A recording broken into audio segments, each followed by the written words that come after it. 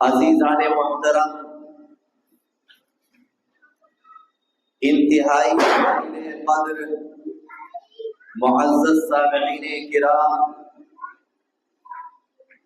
بزرگوں، دوستوں، عزیز دینی بھائیوں، معصوم بچوں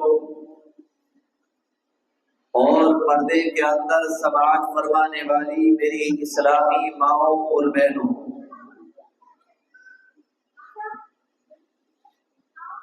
میرے اور آپ کے سامنے اس نبی کریم صلی اللہ علیہ وسلم کا، اس پاک اور معزز نبی کا،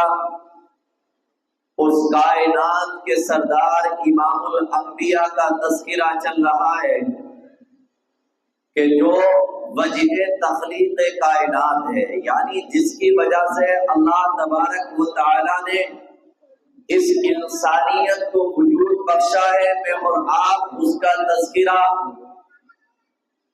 آپ صلی اللہ علیہ وسلم کی زندگی کا خلاصہ مختصر جزوی طور پر تھوڑا تھوڑا سماعت فرما رہے ہیں۔ سب سے پہلی بات تو یہ کہ وہ نبی جس کا تذکرہ اللہ تبارک و تعالی نے کیا، اگر اس نبی پر وہ شخص جو نبی کریم صلی اللہ علیہ وسلم سے بغض رکھنے والا ہے، وہ شخص جو آپ کی شکل اور صورت کو دیکھنا پسند نہیں کرتا، اگر وہ محمد عربی کا کلمہ پڑھ لیتا ہے تو اسے محمد کی نسبت صحابیت کا لقب ملا کرتا ہے۔ تو نبی کریم صلی اللہ علیہ وسلم کا ایک ایک پہلو کا تذکرہ کرنا، آپ کی زندگی کے ایک ایک حصے کا ذکر کرنا مرکز سے خالی نہیں ہے۔ آپ کی زندگی کا کوئی بھی گوشہ ہو، آپ کی زندگی کا کوئی بھی مسئلہ ہو، آپ کی مکی زندگی ہو، آپ کی مدنی زندگی ہو، آپ کی اپنی ازواج کے ساتھ کی زندگی ہو، آپ کی خاندان کی زندگی ہو، آپ کی زندگی کا ایک لمحہ بھی ایسا نہیں ہے کہ جس کے اندر اللہ نے برکت نہ رکھی ہو۔ اسی وجہ سے شاعر نے شعر کہا ہے، دلوں سے غم مٹاتا ہے محمد نام ایسا ہے۔ نبی کریم صلی اللہ علیہ وسلم کے آنے کے بعد آپ جب اس دنیا میں تشریف لائے ہیں، آپ کی تشریف آوری کے بعد اللہ نے آپ پر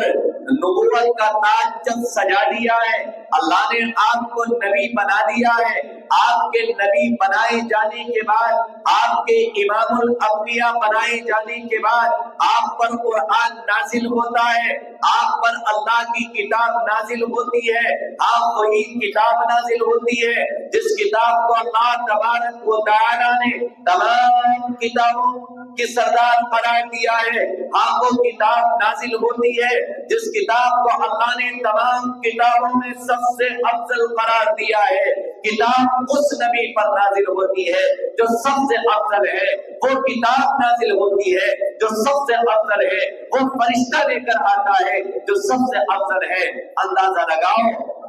اس نبی کا ذکر کیا دل کو سکون نہیں پہنچا سکتا ہے؟ جس نے نبی کا کلمہ پڑھا، جس نے نبی کا نام لیا، جس نے اللہ کے نبی صلی اللہ علیہ وسلم کی اطاعت کو قبول کیا ہے،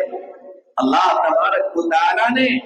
ان کا نام دنیا کے اندر نہیں بلکہ آخرت کے اندر بھی اللہ نے ان کے نام کو روشن کر دیا ہے۔ لہذا ہم سب ہفتہ واری اس پروگرام کے اندر جمع ہوتے ہیں، اور جمع ہونے کا مقصد ہمارا یہی ہے کہ ہمارے سامنے اس نبی کی زندگی کا خلاصہ آ جائے۔ میں اور آپ اگر اپنے کسی بچے کا یا بچی کا رشتہ لینے کے لیے جاتے ہیں، رشتہ کرنے کے ارادے سے میں اور آپ جب جاتے ہیں، ہم یہ چاہتے ہیں اگر میری بچی ہے، میں یہ چاہتا ہوں کہ ایسے لڑکے کا انتخاب کیا جائے کہ جو صحیح ہو اور اس کے گھریلو تمام امور کو جان لیا جائے، اس کے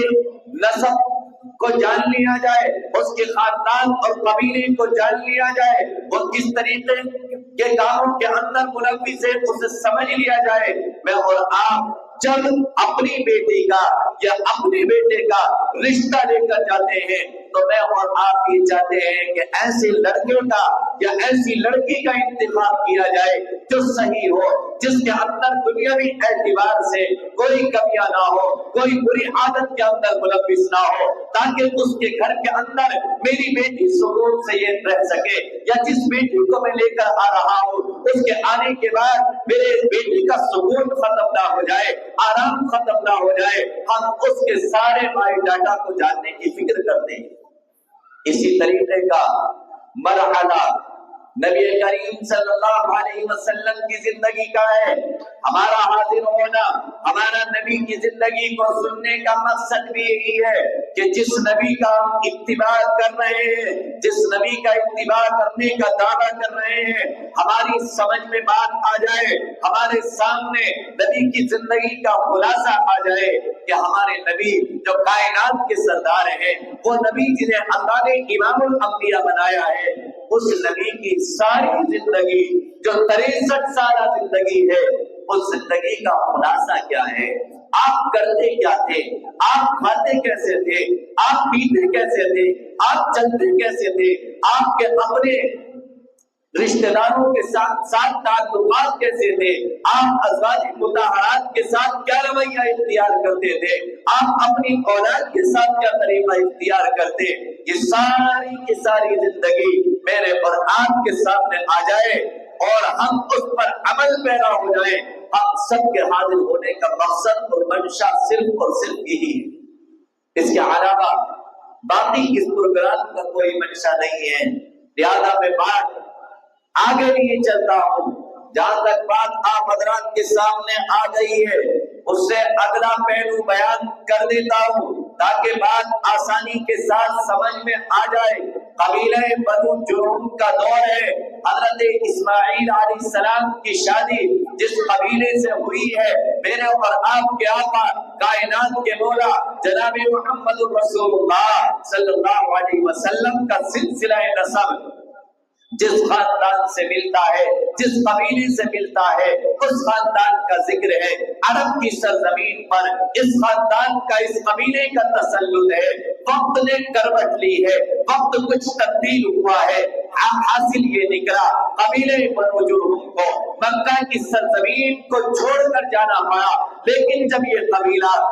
مکہ کی سرزمین کو چھوڑتا ہے، مکہ کی سرزمین سے نکل کر الگ الگ علاقوں میں ملک یمن جاتا ہے، دوسرے علاقوں میں جاتا ہے، انہوں نے طریقہ کار یہ اختیار کیا ہے کہ آب زمزم کا وہ کنواں جسے متبرک پانی کہا جاتا ہے، جسے بابرکت پانی کہا جاتا ہے، وہ پانی جس کے اندر اللہ نے شفا رکھی ہے، جسے اللہ نے بابرکت بنایا ہے، اس پانی کے کنویں کو قبیلہ بنو جرہم کے جو ماننے والے لوگ ہیں، جب انہوں نے عرب کی سرزمین کو چھوڑا ہے، اس کنویں کے اندر مختلف قسم کی چیزوں کو ڈال کر اسے پاٹ کر چلے گئے، بالکل اسے بند کر کے چلے گئے۔